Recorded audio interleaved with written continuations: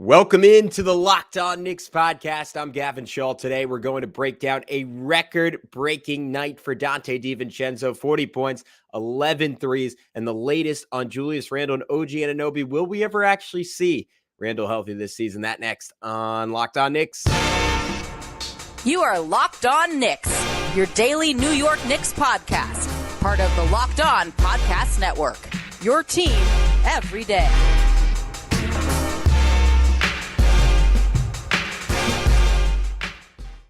You are Locked On Knicks, and this episode is brought to you by PrizePicks, the easiest and most exciting way to play daily fantasy sports. Go to prizepicks.com/LockedOnNBA and use code all lowercase LockedOnNBA for first deposit match up to $100. I wanted to thank you for making Locked On Knicks your first listen today and every day, because we're now available on all platforms. And that includes, and you know this if you're watching live right now, on YouTube. So if you want to see us every single day in your feed, subscribe and hit that notification bell. And even if you don't, do it anyways, because it would make me super duper happy. But if you prefer to just listen, you can hit that auto download function on your podcast app to ensure you never miss an episode on that side of things. But who's talking to you? I'm Gavin Schall, your favorite play-by-play broadcaster's favorite play-by-play broadcaster, who has been covering the NBA in some form or fashion for over a decade now, including a couple of years as a credentialed reporter covering the Phoenix Suns. But for tonight, we're talking about somehow a better team than the Phoenix Suns. I would have been stunned if you told me that before the season started. I'm not stunned anymore. The New York Knicks,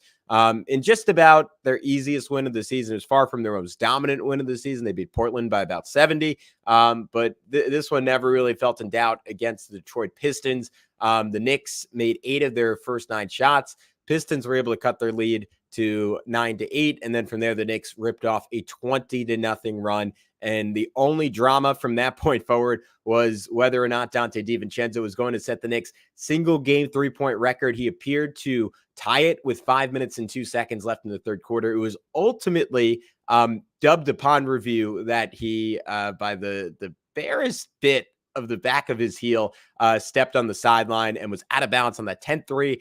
Needed to find 2 more fairly late in the fourth quarter. So it was a little bit of late intrigue, a little bit of late drama. But this game was mostly a snooze fest for the New York Knicks. So the only place to start is, of course, with Donte, who in a season full of hot shooting and spectacular performances, this was the apex for him. We mentioned it, but a career high 40 points for Donte DiVincenzo to go along with 5 rebounds, 2 assists, 2 steals, and a block. Finished 14 of 23 from the field, 11 for 20 from distance, and that is despite just kind of chucking tough threes down the stretch of this one. Could have very much called it a day at about 9 for 15, and everyone would have been pretty happy with the performance. The last 2 threes, again, coming down the wire. Isaiah Hartenstein having to put some work in as a screener, because Evan Fournier, even though, I guess he did have the record at 10. Maybe he was just trying to preserve it. Like he was actually playing some decent defense, because it has to be noted that for most of this game, it was not a good look for the Pistons defensively. Like I think that is the most generous way I could phrase it. I mean, there was a play where Jaden Ivey, one pass away, was helping on Josh Hart, who came into this game having missed his last 17 threes and was being guarded to take a step, no less 2 or 3 steps away from Donte DiVincenzo. Was the definition of insanity. Of course, that was one of DiVincenzo's 11 threes. Got the 3 off a nice handoff and screen from Hartenstein. Really clean play, nice shot. Had a good quote after, saying how Jalen Brunson just told him to slow down. It was pretty clear he was rushing things, had an air ball a couple of shots before that, just trying to force the issue and get to the record. There was a point when we thought that 3 counted with 5 minutes left in the third. I was looking at the all-time NBA record, because he was set to have 17 minutes to make 5 threes, set the single game record. That would have been nuts. As is, only 7 players in NBA history have ever made more threes in a single game. So shout out to Donte DiVincenzo, one of the best shooters on planet Earth. Had a couple nice 2s as well, like a nasty up and under for his first bucket of the game. Him and Josh Hart have such great chemistry. That was the other part of this night that stood out to me, where if you just I would just closely watch every single time Hart sets up DiVincenzo, he tends to throw him open, almost like a quarterback with a wide receiver, where he's not passing to Donte, he's passing to a spot, and you'll see a defender often get caught with this is the basketball equivalent of having your eyes in the backfield, like looking at the ball, and Donte will move. Hart will throw it to a spot. Donte will catch. Defender looks, recovers, lunges. Donte is already firing with that quick dip, quick release. What a night for DiVincenzo. I've said it a bunch this season, but I think it's worth noting again after a performance like this. The element of his shooting that stands out the most to me this year is just how effortless his range has become. And I think that is all in his dip. Anyone who wants to become a better shooter, study that in Donte DiVincenzo. Catches the ball, brings it down. I believe, at least for me personally, that is where your power comes from as a shooter, often even more than your legs. And Donte is just able to effortlessly generate power. He's talked a lot about he worked on squaring his shoulders, even if his lower body's in square. And that was how his main takeaway from playing with Steph Curry. He's combining both of those things and just an effortless, talented shooter at this point. The Knicks, him and Deuce McBride, two of the better guard contracts in the NBA. Incredible night for Donte. Can't be anything but thrilled for him. Two other standout performances, guys who inexplicably played 40 minutes in this game, despite the fact that it was never, ever in any sort of doubt. Josh Hart with 40. Excuse me, I was thinking DiVincenzo McBride played 43. Isaiah Hartenstein only played 24, but we'll talk about why Hartenstein's minutes were significant in just a sec. Hart, 11 points, 14 rebounds, 10 assists, 1 steal. Just another routine, dominant triple-double night for Josh Hart. But I want to start off with Hartenstein, who's been leading off a bunch of these podcasts recently. 6 points, 10 rebounds, 5 assists, 3 blocks, in only 24 minutes. But the standout number for Isaiah Hartenstein, shout out to the Athletics, Fred Katz, for pointing this out on Twitter, was 16. He played 16 minutes in the first half. That is the most he's logged since his Achilles started acting up in early February. Pretty easily the most he's played in the first half in any game since that injury became an issue. And that is significant because it's another indicator that the Knicks aren't looking at this injury as much of an issue anymore. And that's backed up by the eye test where Hartenstein is back to getting these 4 block nights, these 8 offensive rebound nights. The scoring has obviously been excellent for him recently, but having a healthy Hartenstein and a healthy Mitchell Robinson, I said it last show. I think along with Josh Hart playing well, and then maybe those two only second to OG Anunoby being on the court for this team, and of course Jalen Brunson being on the court for this team. So there are a lot of factors, but those are kind of the 4 most important, are just incredible floor setters for this Knicks team. Like what their ceiling is, whether they can truly compete with the Bucks or Celtics, that is going to come down to, which we'll talk about in a bit. That's called the tease. If Julius Randle's ultimately healthy. But as far as the floor for this team, Isaiah Hartenstein and Mitchell Robinson, 48 minutes of healthy center play from those two just sets the standard of the Knicks being nothing less than a top 3 or 4 defense in basketball. You get those two plus Anunoby, it sets the standard of the Knicks being the best defense in basketball by a healthy margin. I mean, just this month for New York, right? Where you got you got 3 games of Anunoby, but do you want to call it 1 healthy game of Anunoby and 2 games of slightly crippled Anunoby being out there on the floor? Despite that, the Knicks are the best defense in basketball this month. And they're not just the best defense in basketball. They are 3.2 points better than the Hornets. They've allowed 102.8 points per 100 possessions. Excuse me, not the Hornets. It's the Pelicans. I forgot that they switched names about 8 years ago. It's the Pelicans in second with a 106 defensive rating. That is the same difference between second and ninth place. So the Knicks have played by far the best defense in basketball, sans OG Anunoby, for the vast majority of those 11 games. That is also, obviously, without Mitchell Robinson, who looked like one of the best defensive players in the NBA when he went out.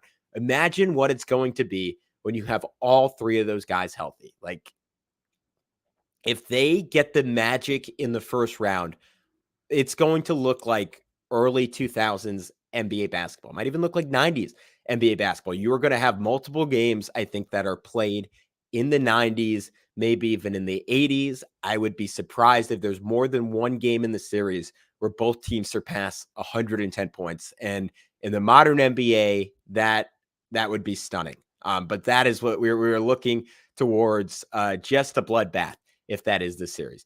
All right, I want to continue talking about the Knicks playoff trajectory. I want to talk about Josh Hart's performance in this one. And I also want to get into some injury updates on Julius Randle, Mitchell Robinson, and OG Anunoby. So we're going to talk about all that next on Locked On Knicks. But first, I got to tell you about our buddies over at PrizePicks. You might be at home asking, what is PrizePicks? Well, PrizePicks is America's #1 fantasy sports app with over 3 million members. We're the easiest and most exciting way to play DFS. It's just you against the numbers. So the beauty of that is, on all these other DFS sites, you generally have to compete against some weirdos. And by weirdos, it's really people I'm jealous of because they're fantastic at math. They probably got a statistics degree from a great university, and they have the capital to put in hundreds of entries. And I'm sorry to tell you, you're not going to beat those people. The beauty of PrizePicks is all you have to do is pick more than or less than on 2 to 6 player stat projections, and you can just watch the winnings roll in. Additionally, it's now demon time on PrizePicks. Set your watches. You can now win up to 100 times your money with as little as 4 correct picks, and you can turn $10 into $1,000. Demons and goblins are the newest and most exciting way to play at PrizePicks. Squares marked with red demons or green goblins get you different payouts. You can now win up to 100 times your money with as little as 4 correct picks. So go to prizepicks.com/LockedOnNBA and use code LockedOnNBA for first deposit match up to $100. Once again, go to prizepicks.com/LockedOnNBA and use code LockedOnNBA for first deposit match up to $100. PrizePicks, pick more, pick less. At the end of the day, it's that easy. All right, Josh Hart, the other part of the Hart Foundation. The Knicks this season, this was a great stat from our buddy J Mac over at Knicks Film School, 21-0 against teams that have 29 or less wins. I was thinking, all right, what is the common denominator in those games? Of course, it's Jalen Brunson shining. Of course, it's a Knicks center play, but I wanted to focus in on Josh Hart because he just seems like, you can go through the game logs, like he takes a particular pleasure in dominating bad teams. It usually goes one of two ways. He either has an incredible game like tonight, or he basically does nothing from a statistical standpoint because he's like, all right, this team just isn't really worth my time. But consistently sets the tone in these games, consistently dominant in transition, and just the like Brunson, DiVincenzo, and Hart are just consistently more than the sum of their parts. And I think that could be amplified even more as we go along with a healthy Hartenstein, with a healthy Mitch, hopefully with a healthy Anunoby, because it'll give Tom Thibodeau, I think, a little bit more freedom to get to lineups with more shooting. Because you have that defensive infrastructure, you can play someone like Bojan Bogdanovic a little bit more. And tonight, the Knicks got to a lineup of Brunson, Deuce, Hart, Bogey, and iHart. And I just remember watching like a little give and go between iHart and Hart, where Hart just cut right to the basket for the layup. I've talked about this a couple of different times over the last few weeks, but just the amount of space on the floor when you have 3 shooters, the caliber of Brunson, Deuce, and Bogey, and Deuce does not have the track record of those other 2, but is quickly entering into that conversation of like the upper 5 to 10% of shooters in the NBA.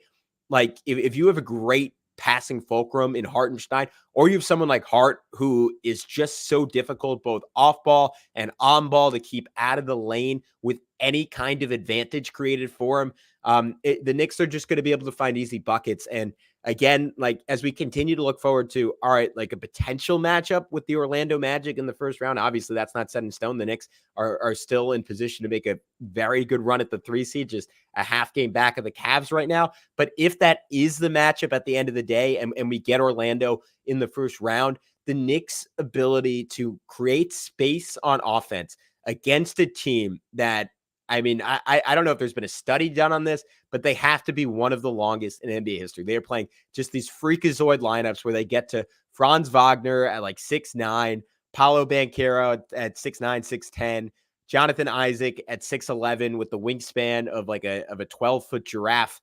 Giraffes are probably like 30 feet. That's lack of anatomy knowledge by me. But Wendell Carter Jr. playing in those lineups too, like they're a team that just suffocates you. And the point guard is often Jalen Suggs, who is right up there with the Celtics guards and Alex Caruso for the best guard defender in basketball. I say that to say space will be at a premium. So as much shooting as the Knicks can get on the floor without their defense utterly breaking down, like that'll be the difference in that series. And again, the healthier their bigs are, the healthier Anunoby is, the more that they can commit to shot heavy lineups. And you might even see, and this is not something I ever expected to say, minutes with Deuce at the 2 in the playoffs, which I thought if the Knicks were fully healthy was just not going to be a thing. I thought it was going to be limited to a couple minutes here and there at backup point guard. You get Deuce at the 2. That is another talented spacer for this team. Let's get into some injury updates, because that is going to be the factor that probably shapes the rest of the Knicks season and their ceiling. Like I talked a lot about their floor. Their floor is pretty set. What's their ceiling going to be? So first, the good news, Mitchell Robinson looks like he's going to be the first Nick back. He was a full participant in practice this past week. Tom Thibodeau said, quote, he's moving quite well, and quote, just needs a little bit more time. There were also a variety of quotes of Tom Thibodeau just kind of playing with reporters' words about him being the first back. And he would just say, like, all right, if your assumption is correct, he will be the first back. I couldn't quite get the full context there. I didn't see film of it, but it seems like Mitchell Robinson, we can safely say, will be back in the next couple of days. And I don't know about you, like I'm just giddy about seeing Mitch again. I feel like I'm seeing a long lost friend. This was the 50th game he's missed since the initial ankle injury. And it was kind of shocking because if you guys remember, I mean, the injury, didn't feel like a big deal in the moment. I didn't even notice it, the game that it happened. And now 50 games later, like we're finally going to see our dude back. And it just had me thinking, like, I mean, where do him and Hartenstein rank amongst the most beloved Knicks big men this past decade? Or not even this past decade, like post Ewing. Like I think Ihart has to be top 4 or 5. Like he has just cemented himself in that category as someone who I went from being frustrated with his first 30 or 40 games in the Knicks to just a guy who's totally additive at this point.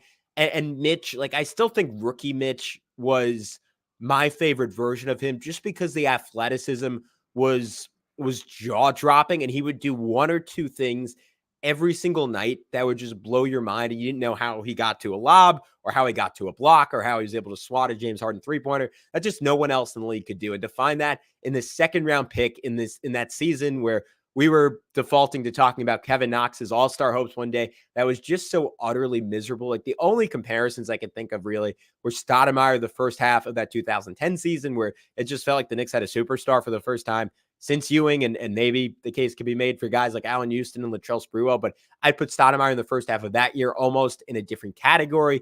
2021 Randle, where you had that same feeling, and a young KP, where like some of the flashes were freakish in a Mitch-esque way, but I just think him and Hartenstein have cemented themselves into some special, like a special status. And the way Hartenstein has played this year, and the fact that we're getting a version of Mitch back that was in the midst of a career season, even if he's not quite at the same point athletically he was earlier in the year, is extraordinarily exciting. All right, now for some bad news on Julius Randle. You know what? We'll save it for after the break. We're getting to Julius Randle, some dark times, and some concerns, but also some optimism on OG Anunoby. So let's talk about that next on Locked On Knicks. But first, if you're like me, you might need a little therapy with all the Knicks injury issues. And we have to tell you that this next segment is brought to you by our sponsor, BetterHelp. Sometimes we all need the opportunity to get something off our chest. Big or small, certain things can really start to get to you. It's important to let that out, especially to someone who's unbiased on your life. So today, I want to say how I really feel about something. You might even be thinking about the same thing this week, and that is the Knicks injury issues. And if you're like me, for the teams you care about the most in your life, it keeps you up at night a little bit when your favorite players are hurt, especially in a season that so clearly has the potential to be special outside of real life issues and of course, like diagnosed mental health problems. Like I think in terms of just everyday things in my life, this might be the stuff that just bothers me the most, because it is just torture to see what a team could be. Like we got to see with the Knicks in January, and then to never get to see that again. Hopefully that's not the fate of this team. Therapy can be different for everyone. Most of us have bigger problems than our favorite sports teams, and it's important to get things off your chest every once in a while. If you're thinking of starting therapy, give BetterHelp a try. It's entirely online, designed to be flexible and suited to your schedule. Visit BetterHelp.com/LockedOnNBA to get a 10% discount off your first month. That's BetterHelp, HELP.com/LockedOnNBA. All right, I've delayed the inevitable long enough. Julius Randle, injury update time. He's feeling better, so that's a good sign. He's ramped it up some. We'll see where it goes. Thibodeau added that Randle has still been in the quote-unquote controlled contact phase of his recovery, and he warned everyone out there anxious about Randle's return that the Knicks will take a cautious approach to his return. On that last paragraph from Posting and Toasting, shout out to them, our buddy Alex Wolf's old website. None of this sounds great to me. I don't know about you guys. Maybe I'm reading too much into it, but it has just been a couple of weeks since Julius Randle started taking contact again and is yet to progress. And I understand why the Knicks are going as slow as possible. And I think the glass half full version interpretation of this is that Randle is going to be where Randle's at no matter what. And the Knicks just don't want him to take unnecessary contact in the regular season before it's absolutely necessary, because every single hit is going to be a risk, however small, however big, of a re-dislocation of that shoulder. And the Knicks line on this is, hey, let's keep you in shape. Let's keep the shoulder getting stronger. Let's let it heal as much as humanly possible without surgery. And then when there's actually a gun to our head, when it's the last few games of the season and it's kind of like crap or get off the pot time in terms of warming Julius Randle up a little bit before the playoffs start, that is when we're going to bring you back. That is when we're going to let you play. And before then, like, what are we talking about? What are we doing here? Like, as much as we want a great seed, none of this ultimately matters. And right now for the Knicks, of course, the best case scenario is they get to the 3 seed. They duck the Boston Celtics in a hypothetical second round series. If that's the scenario as of now, they'd be playing the Indiana Pacers with a version of Tyrese Halliburton that is less than 100%. There's also a world where you get the Magic. That's totally fine. Even the worst case scenario there, outside of the Heat moving up, is probably that you get the Cavs. You don't want the Heat in the first round, especially if Julius is not fully acclimated, especially if OG is not fully healthy. But the best case scenario for the Knicks is clearly the 3 seed. But you get 4, 5, 6. Like, any of those are totally manageable for the Knicks. And your bigger concern is the second round against the Celtics. So I say all that to say, like, there's a world where the Knicks just aren't really that worried about their seeding. And at this point, there's just enough of a cushion there. They are currently, 4 games up on the Heat of 7, 3 games up on the Pacers of 6. And as I keep noting, like, playing fairly well, like 8-3 this month, far and away first in defensive rating, 20th in offensive rating, which isn't good, but isn't a disaster either. Like, there's a world where the Knicks are just being cautious. So maybe I'm overreacting, but I've said this a bunch, so I don't want to belabor the point. I just continue to have the feeling that Julius is going to come back in some form or fashion, and it's going to be similar, if not quite as bad as the ankle last year, where he is just a shell of himself, and the Knicks are just caught in this terrible situation of having a megastar who is gutting through it, laying his body on the line, maybe risking permanent damage. Like, if you heard Channing Frye's quotes on his shoulder dislocation, and when he played through it, and he said he could just never lift his shoulder as high again and was just never the same player. And I think all of us don't want that for Julius Randle, obviously. You just are staring down the barrel of this thing where Julius wants to play and wants to keep playing and is maybe helpful in some ways just by his sheer presence, but is a disaster on defense, is not who he should be on offense. And you're looking at a setback with a severe injury. And it's just ambiguous as to whether or not he's helping the team or hurting the team in the aggregate. And that, that could just do more harm than good. Like, it's going to be a distraction. It's going to be a story, and it's going to lead to a whole bunch of Knicks fans, like a lot of them idiots, like myself included, probably, because I did it last year with the ankle injury, like booing this guy, crapping on this guy on their podcasts, and it could tank the Knicks in the playoffs. And that is my gut instinct on how this is ultimately going to go. Obviously, I pray to the basketball gods it does not go that way, but that is my worry with Julius Randle coming back. at less than 100%. I think the best case scenario is he comes back at something like 90%, doesn't do any lasting damage, is hyper aware of his limitations, and what his strengths still are, and is nothing but additive for the Knicks, even if he's not quite the all NBA presence that he's gotten. I think that guy that we were watching tear up the NBA, that was making a case in a season where Jalen Brunson is garnering MVP consideration on a good chunk of nights for being the Knicks' best player, that version of Julius Randle, I don't think we're seeing him again this year. I hope I'm wrong about that. I personally don't think we're seeing him again this year. OG Anunoby, also kind of a mixed report on him. Tom Thibodeau said he's basically got to let it calm down, but he went through some stuff at yesterday morning's shoot around. So that's something. And again, Tibbs said the elbow needs to quote unquote settle down. What that means, what that looks like. The Knicks, the language they've used when this initial, I guess, aggravation is probably the right way to phrase it, like, happened, was that it was almost like flaring up. And after surgery, again, according to the Knicks, who have not been super truthful about this injury, or a bunch of injuries like that is fairly normal after injuries. It wasn't unexpected.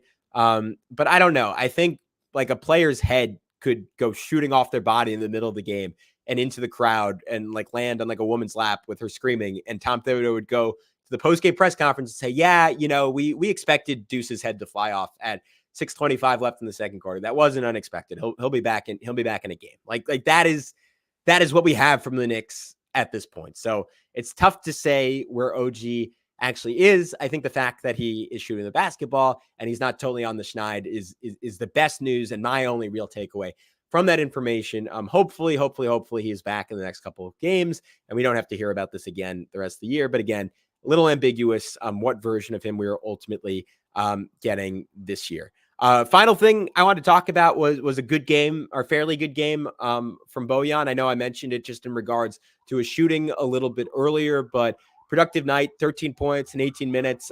Read into it what you will, that he had a negative plus minus in a game that the Knicks won by 25. Again, tough to tell with that, but a couple of nice plays from him, like a drive, collapsed the entire Pistons defense, kicked it out to Donte DiVincenzo. Just a small moment, but that was a lot of what I expected from Bojan, like the Knicks getting shooting heavy lineups on the floor and Bojan just creating easier shots for the Knicks starters than they've had since those injuries occurred to OG and Julius. That has unfortunately not been the case. And that is because he has not gotten a lot of minutes with the Knicks starters, because Tom Thibodeau just does not trust his defense and has preferred to use him as on defensively insulated bench units to try to lift them up, rather than playing him with DiVincenzo and playing him with Brunson. Did some nice stuff as a play finisher, draining a contested corner three, had a step back long two, had a pump and go into a pretty nice one-handed running scoop.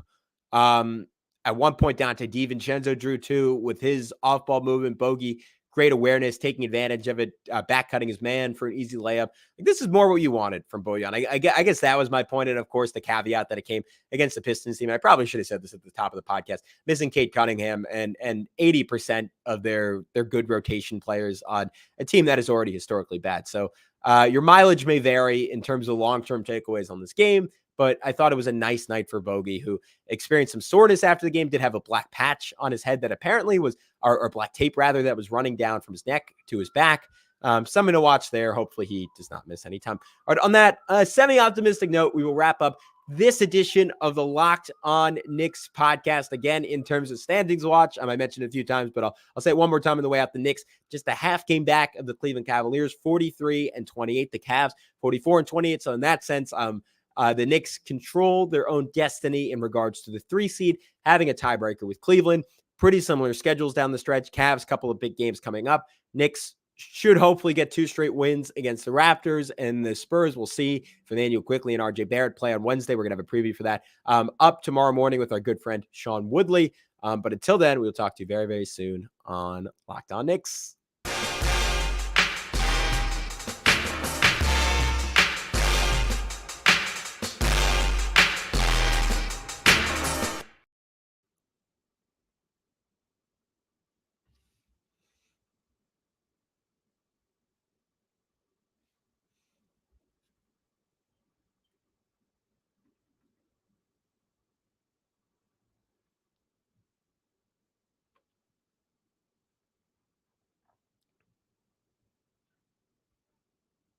clicked end stream, but it's still, nope, I'm having an internet issue. All right.